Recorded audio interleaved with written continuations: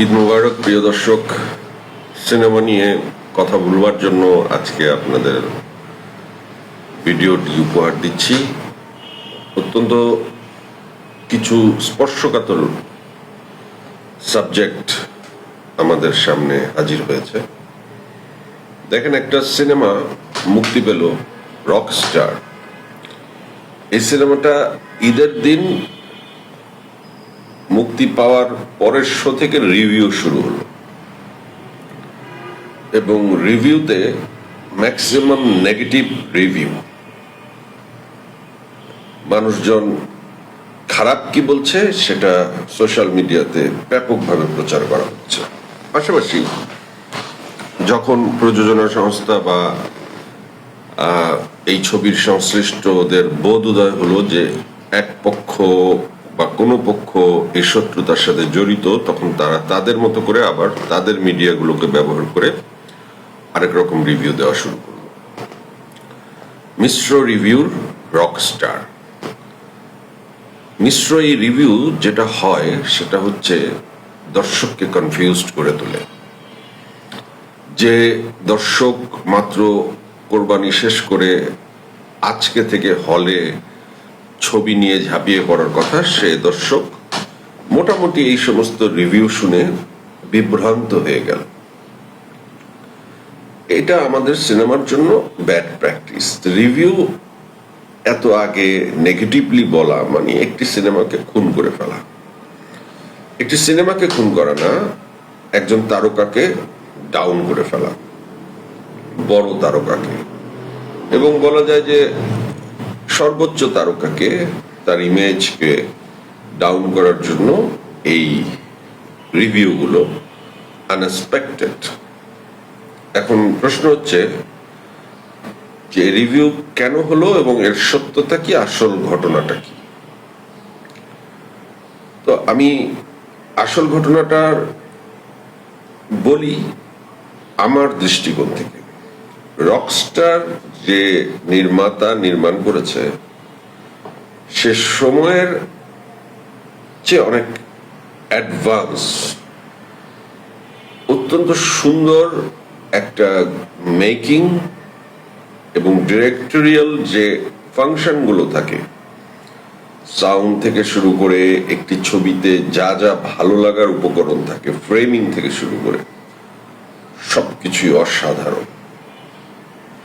শাকিব খানের লুক আগেই রিভিল হয়েছে, টিজারে রিভিল হয়েছে, ফেসবুকে আমরা দেখেছি, সেখানে তো প্রশংসার বন্যা হয়ে গেছে। নায়িকা ভালো, এত ভালোর ভিতরে কেন এত নেগেটিভ রিভিউ? ওকে, এবার সত্য কথাটা শুনেন। ছবিটা, আমি এই ছবিটির সাথে প্রেসার কুকার ছবিটির একটা রেফারেন্স টানবো। গত ঈদের প্রেসার কুকার ছিল গত ঈদের একটি অত্যন্ত দুর্দান্ত গল্পের ছবি, কিন্তু ঈদটা ছিল বনলতা এক্সপ্রেসময়। ঈদে ছিল প্রিন্স, রাক্ষস, এমনকি আরেকটা ছবি ছিল, সেখানেও ব্যাপক দর্শক সমাগম হয়েছে। তো আমি সেই সূত্র ধরে বলতে চাই যে প্রেসার কুকারের মর্যাদা বা প্রেসার কুকার যে একটা ভালো গভীর ছবি, এটা দর্শকের বুঝতে একটু সময় লেগেছে এবং ধীরে ধীরে রায়হান রাফির বিভিন্ন প্রচারের লেগে থাকার বিষয়ের কারণে আমরা দেখেছি যে pressure cooker end of the ডেতে দর্শক বেড়েছে। শুধু দর্শক ভালো ছবি দেখতে চেয়েছে। আস্তে আস্তে আস্তে আস্তে লম্বা রেসের ঘোড়া হয়েছে প্রেসার কুকার। সম্প্রতি আমেরিকাতেও প্রেসার কুকার রিলিজ পেয়েছে এবং দর্শক দেখেছে অস্ট্রেলিয়াতে। আমি একটা তথ্য দিই আপনাদেরকে। ধরেন আমেরিকাতে বা অস্ট্রেলিয়াতে প্রেসার কুকার যে ডিস্ট্রিবিউটররা কিনে নিয়েছে, ধরেন আমেরিকাতে তারা $50,000 দিয়ে সেই ছবিটা কিনেছে, মানে প্রায় অলমোস্ট 62,50,000 টাকা। এক আমেরিকা থেকে ছবিটি ব্যবসা করেছে, মানে ডিস্ট্রিবিউটর কি ব্যবসা করেছে সেটা জানি না, প্রযোজক ব্যবসা করেছে অস্ট্রেলিয়াতে $25,000 সম্ভবত। তো এই যে প্রেসার কুকার ধীরে ধীরে ধীরে ধীরে কিন্তু ব্যবসায়িক সফলতায় অনেক দূর এগিয়ে যাচ্ছে। এটার কারণ হচ্ছে ছবিটার গল্পটা ভালো, মানুষ সহজে ছবিটি গ্রহণ করেনি, কিন্তু ধীরে ধীরে গ্রহণ করেছে। রকস্টার হচ্ছে, অনেকে বলছে আর্ট ফিল্ম, অনেকে বলছে শাকিব খানের যেই ছবি দেখে আমরা অভ্যস্ত, আমরা যেইভাবে শাকিব খানকে দেখতে চাই আমরা সেইভাবে শাকিব খানকে দেখি নাই। তা আপনারা তো আগেও দেখছেন শাকিব খানকে, বারবার কি একভাবেই দেখতে চান? একজন শিল্পী তার অভিনয়ের প্যাটার্ন চেঞ্জ করে, তার চেহারা চেঞ্জ করে, গল্পের ধরন চেঞ্জ করে। প্রসেনজিৎ এক সময় কমার্শিয়াল ছবি এমন ভাবে করতেন, একদম কমার্শিয়াল নায়ক। তারপর ঋতুপর্ণ ঘোষ তাকে কি করলেন, উৎসবে যখন নিলেন, পুরো চেঞ্জ, আরেকটা ইনিংস শুরু হয়ে গেল প্রসেনজিতের। আমি এই রেফারেন্স গুলো কেন টানছি, যে রকস্টার একটু অন্য ধরনের ছবি, অনেকে বলছে আর্ট ফিল্মের মতো। শাকিব খানের যে দর্শকরা যেই ধরনের গোলাগুলি, যে ধরনের মারামারি, যে ধরনের প্রেম দেখতে চায়, সেটা এই ছবিতে পায় নাই। কিন্তু এই ছবিতে গভীরভাবে অনেক কিছুই আছে যা হৃদয়কে স্পর্শ করেছে, এবং এই ছবিটি ধীরে ধীরে ধীরে ধীরে দর্শক প্রিয়তা পাবে, এর ভিতরে কোনো সন্দেহ নেই। এবং এই ছবিটি সিনেমা প্রেমী যারা, তারা দেখে মজা পাবে।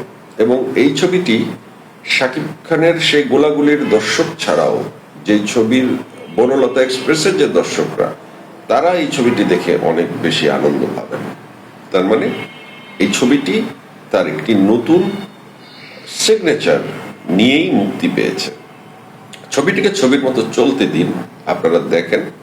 আপনাদের কারো কাছে ভালো লাগবে না, কারো কাছে ভালো লাগবে, কিন্তু ভালো লাগার সংখ্যা যে দিন দিন বাড়বে এটি আমি বলতে পারি।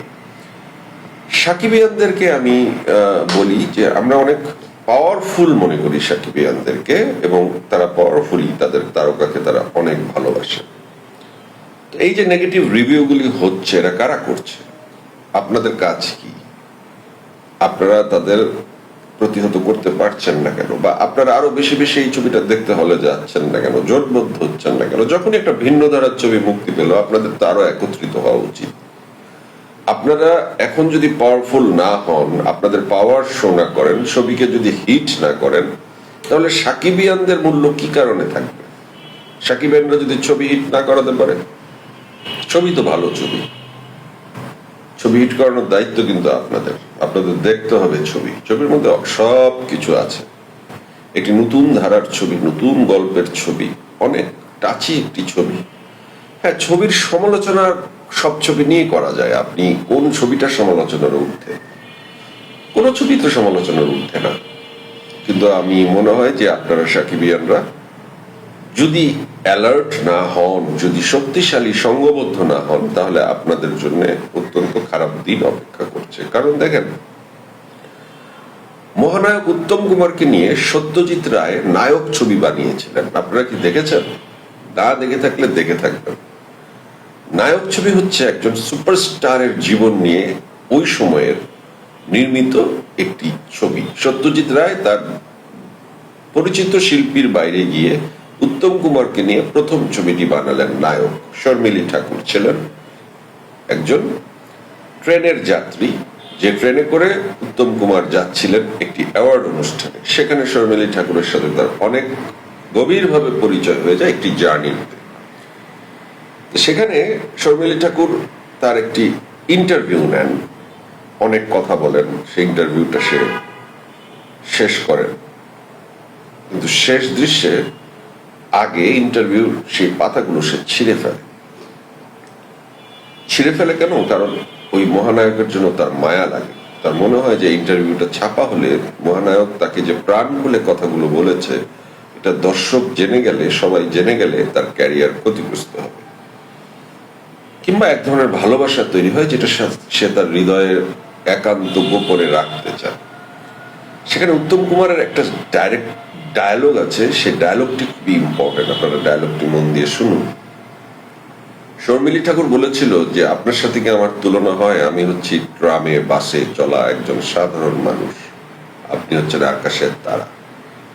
উত্তম কুমার বলেছিল, হ্যাঁ আমি আকাশের তারা, কিন্তু আমার যদি পরপর 3টি ছবি ফ্লপ যায় তো আমিও আপনার মতো ট্রামের বাসে চড়া লোক হয়ে যাব। এই মিডিয়া হচ্ছে এতটাই কঠিন, এতটাই নিষ্ঠুর। তারকা যত উপরে উঠে তারকা তত নিঃসঙ্গ হয়, এবং কমার্শিয়াল তারকাদের ক্ষেত্রে পরপর 3টি ছবি যদি খারাপ যায়, সেই তারকার ফিরে আসাটা খুব কঠিন হয়। এমন একজন সুপারস্টার শাকিব খানকে, যার এত লক্ষ লক্ষ সাকিবিয়ান আছে, তারা আপনারা সুযোগ করে দিচ্ছেন তাকে পড়ে যাওয়ার।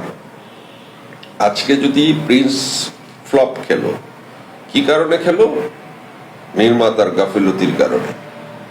কিংবা সেখানে আর কার কার গাফিলতি আছে খুঁজে বের করুন, জানুন। আপনারা জেনেছেন অলরেডি। প্রিন্সের পর আবার যদি রকস্টার আজকে ফ্লপ করে, তো বলেন তো, যে বনলতা এক্সপ্রেসের এই যুগে, আমি বারবার বলি বনলতা এক্সপ্রেসের এই যুগ, কারণ বনলতা এক্সপ্রেস মাতিয়ে দিয়েছে। কি ছবি হয়েছে আপনারা দেখেন, সর্বশ্রেণী কিভাবে দেখেছে। সেই বনলতা এক্সপ্রেসের যুগে যদি 2টি ছবি শাকিব খানের ফ্লপ যায়, তো শাকিব খানের এরপরে ফিরে আসাটা কি হবে? অনেক কঠিন হয়ে যাবে না? আপনাদের এবার সতর্ক হওয়ার সময়। কারণ শাকিব খানের এই ছবিটা ফ্লপ হলে শাকিব খানের কি ক্ষতি হবে তা জানি না, বা জানি, আপনারাও জানেন, কিন্তু তার চেয়ে বড় ক্ষতি হবে ইন্ডাস্ট্রির। বাংলাদেশের ইন্ডাস্ট্রিটা আলটিমেটলি হয়ে যাবে তখন কলকাতার ইন্ডাস্ট্রির মতো। অনেক বড় ছবি তখন আর হবে না। শুধু মেধাবী নির্মাতারা একটি নির্দিষ্ট বাজেটে, খুবই অল্প বাজেটে ছবি করতে হবে। কারণ ব্যবসা তো, টাকা কেউ নষ্ট করে না। কালো টাকা, সাদা টাকা, যার যেই টাকা থাকুক, টাকা কেউ জলে ফেলে দেয় না, একবার দুইবার, এরপর সতর্ক হয়ে যায়। যেই বাজেটে শাকিব খান ছবির বাজারকে নিয়ে গেছে, যদি ফ্লপ খায়, এরপর এই বাজেটের ছবি আর হবে না। তখন আমাদের ইন্ডাস্ট্রির বাজেট কিন্তু কমে যাবে, আমরা আগাচ্ছিলাম আবার পিছিয়ে যাব। সো এইবারের ঈদটা খুবই সেন্সিটিভ। রকস্টারকে হিট করানো খুবই প্রয়োজন। সাকিবিয়ানদেরই দায়িত্ব, সাকিব ভক্তদেরই ঝাঁপিয়ে পড়তে হবে এই যুদ্ধে, কোনো বিকল্প নাই। রকস্টার হিট করানো, তা না হলে এরপর শাকিব খানের শাকিব খান হয়ে ফিরে আসা খুব কঠিন হবে, আমি বলে দিলাম। Thank you very much.